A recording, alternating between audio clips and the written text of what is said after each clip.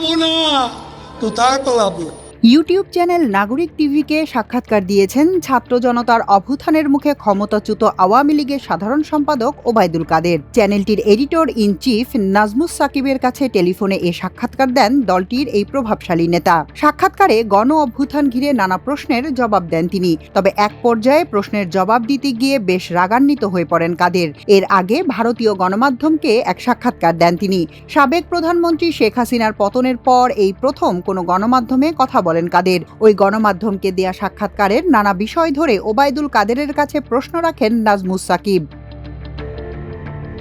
Indian গণমাধ্যমে আপনার একটা ইন্টারভিউ দেখলাম, খুব ভাইরাল হলো, ওটা নিয়ে একটু জানতে চাচ্ছিলাম। বলা হচ্ছে 5 আগস্ট বাথরুমে আপনাকে নাকি পালিয়ে থাকতে হয়েছিল, তারপর ছাত্রদের সহায়তায় আপনি প্রাণে বেঁচে যান। এমন প্রশ্নের জবাবে কাদের বলেন, এছাড়া কি উপায় ছিল? আপনি কি তাহলে বলতে চান যে ছাত্ররাই আপনাকে রক্ষা করেছে? তখন কাদের বলেন, হ্যাঁ, এটাও তো ঠিক।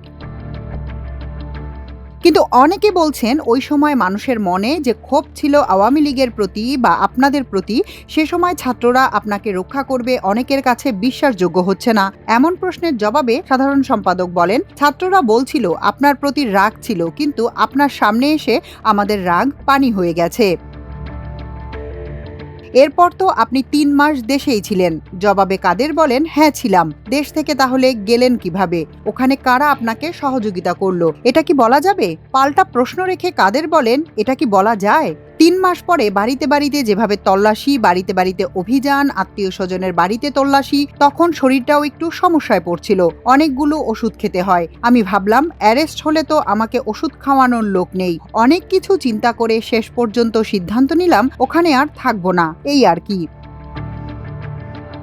এই 3 মাস যে আপনি থাকলেন, এই সময় তো আপনি বুঝতে পেরেছেন আওয়ামী লীগকে নিয়ে মানুষের ক্ষোভ, এই ক্ষোভটা আপনি কি মনে করেন না যে যুক্তিযুক্ত ছিল? কারণ 15.5 বছরে যা করলেন। জবাবে কাদের বলেন, 15.5 বছরে পদ্মা সেতুও আমরা করেছি, মেট্রো রেল তো আমরা করেছি, ঢাকায় এলিভেটেড এক্সপ্রেস ওয়েও আমরা করেছি। 2018 সালে রাতের ভোট, 2024 সালে ডামি নির্বাচন করলেন। এই যে জনগণের ভোটের অধিকারটা কেড়ে নিয়েছিলেন, আপনি কি মনে করেন না যে এটা আপনাদের ভুল সিদ্ধান্ত ছিল? উত্তরে কাদের বলেন, এগুলো আলোচনার অপেক্ষা রাখে, সেগুলো চর্চা করার বিষয় আছে। আমাদেরও একটা দৃষ্টিকোণ আছে। আজকে পৃথিবীর দেশে দেশে গণতন্ত্রের স্বরূপ সব জায়গায় একরকম নয়। আমাদের দেশে অপোজিশনের যে চেহারা, সেখানে আমাদেরকে একটা ইলেকশন লিগ্যালি করতে হয়, সেটা আমরা করেছি। কিন্তু উন্নয়ন তো দেশের মানুষ চায়। আজকে ওপিনিয়ন পোল নেন, বেশিরভাগ লোক চায় শেখ হাসিনা আবার আসুক এবং শেখ হাসিনাকে আবার চাই। একথা আজ মানুষের মুখে মুখে, ইলেকশনটা হলে বুঝবেন। কিন্তু পাবলিক পারসেপশন হচ্ছে, আপনি দেখেছেন শেখ হাসিনা যদি সত্যি ওই সিচুয়েশনে থাকতো তাহলে দেশে থাকতেন। উনাকে তো দেশ ছেড়ে পালিয়ে যেতে হয়েছে। এটা কি তার রাজনীতির জন্য একটা লজ্জাজনক অধ্যায় না?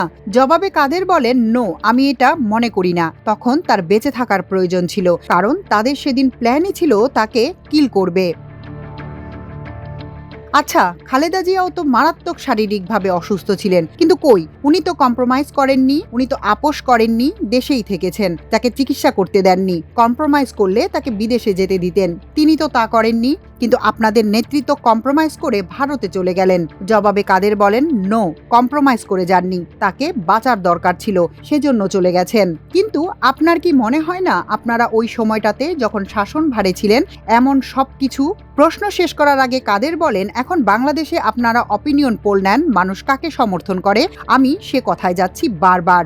আপনি যেহেতু আওয়ামী লীগ করেন, আপনি ভাববেন বা বিশ্বাস করেন, এই প্রশ্ন শেষ করতে না দিয়ে কাদের বলেন, আমি সে কথা ভাববো না। দেশের পাবলিক অপিনিয়ন কি এটা আপনি জানেন না। এখন আপনি একটা দলের সমর্থক হলে তা জানবেন না, এটাই স্বাভাবিক। আপনি তো biased. When you are a biased as a journalist, আপনি ঢালাও অভিযোগ করছেন। সাংবাদিক বলতে কারা বায়াসড ছিল? এই নাজমুল ইসলাম খানের মতো লোকরা শেখ হাসিনার প্রেস কনফারেন্সে গিয়ে ভালো ভালো কথা বলতো। উত্তরে কাদের রাগান্বিতভাবে বলেন, তাদের কথা বাদ, আপনি নিজেই তো বায়াসড। আমি সবার কথা তো বলছি না, আপনি নিজেই তো সাংবাদিকতা করেছেন। আপনি জানেন সাংবাদিকদের কাজ হচ্ছে প্রশ্ন করা।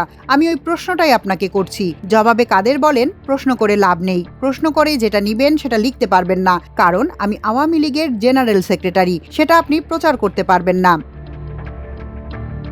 আপনাদের এখনো কি কোনো অনুশোচনা বা আত্মোপলব্ধি হয়েছে, মানে আপনারা যা করেছিলেন সেগুলো ঠিক ছিল না? সাধারণ সম্পাদক বলেন, আমাদের আত্মোপলব্ধি, আমাদের আত্মসমালোচনা থাকতে পারে এবং সেটা নিয়ে আমরা চর্চা করব যখন আমরা দেশে ফিরব। সেখানে আলোচনা করে যদি ভুল হয়ে থাকে তাহলে ভুল স্বীকার করব, সেটা দেশে, বিদেশে বসে নয়। কিন্তু দেশে যাওয়ার মতো বাস্তবতা আপনাদের কি আদৌ হবে? কারণ আপনাদের নেতাকর্মীরা তো সবাই পলাতক, বেশিরভাগই, কাউকে তো আমরা দেখতে পাচ্ছি না। এমন প্রশ্নের জবাবে ওবায়দুল কাদের বলেন, আমি সেটাই মনে করি। এখন আমরা যে অবস্থায় আছি, we can get out of the গ্যাটার, আমি সেটাই মনে করি। কিন্তু এই গ্যাটারে আপনারা পড়লেন কেন?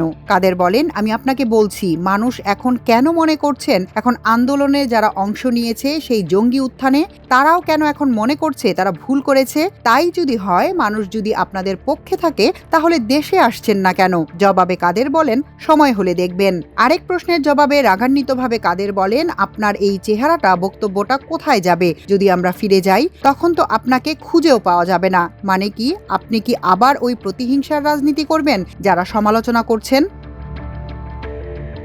জবাবে কাদের বলেন, হয়তো রিসেন্ট একটা রাজনৈতিক ক্যারেক্টার আছে, সেটার প্রকাশ ঘটাচ্ছেন। নাজমুস সাকিব বলেন, না, আমি সাংবাদিক হিসেবে আপনাকে জাস্ট প্রশ্ন করেছি। কাদের তখন বলেন, you are not a journalist, you are biased, partial journalist. Najmus Sakib বলেন, বায়াসড কে নয়, নাজমুল ইসলাম খানের মতো লোকেরা?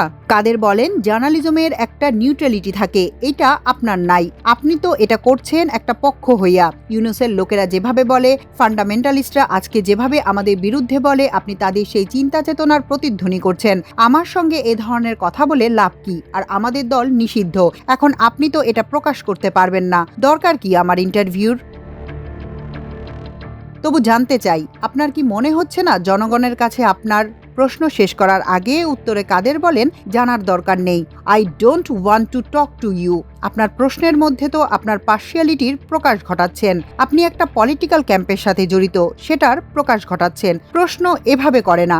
একজন নিউট্রাল জার্নালিস্টের প্রশ্ন এই রকম হয় না। নাজমুস সাকিব বলেন, শেষ প্রশ্ন আপনাকে করতে চাই, তাহলে আপনারা কি কখনোই জনগণের কাছে আপনাদের অতীত কর্মকাণ্ডের জন্য ক্ষমা চাইবেন না? উত্তরে কাদের বলেন, আমি সে কথার জবাব দিয়েছি, শুনতে পাননি। আমরা যাই করব দেশে গিয়ে করব।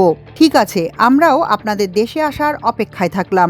আপনি ভালো থাকবেন। কাদের জবাবে বলেন, তখন আর আপনাদের দেখা যাবে না। নাজমুস সাকিব বলেন, ও আচ্ছা, আপনারা প্রতিহিংসার রাজনীতি করবেন, দেশে আসলে আমাদের একেবারে শেষ করে।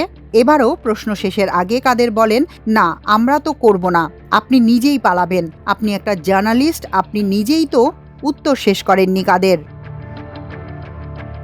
নাজমুস সাকিব বলেন, আপনাকে কঠিন প্রশ্ন করার অপরাধে আমাকে দেশ ছাড়তে হবে, মানে ওই আগের বাংলাদেশটাই আপনারা। আবারও প্রশ্ন শেষ করার আগে কাদের বলেন, কঠিন প্রশ্ন না, শত্রুতামূলক প্রশ্ন, কঠিন প্রশ্ন না। নাজমুস সাকিব বলেন, আপনার আমার প্রশ্নকে শত্রুতামূলক মনে করছেন, কিন্তু আমি আসলে সাংবাদিক হিসেবেই আপনাকে প্রশ্নগুলো করলাম। এরপর সংযোগ বিচ্ছিন্ন হয়ে যায়। মাল্টিমিডিয়া ডেস্ক, আমার দেশ।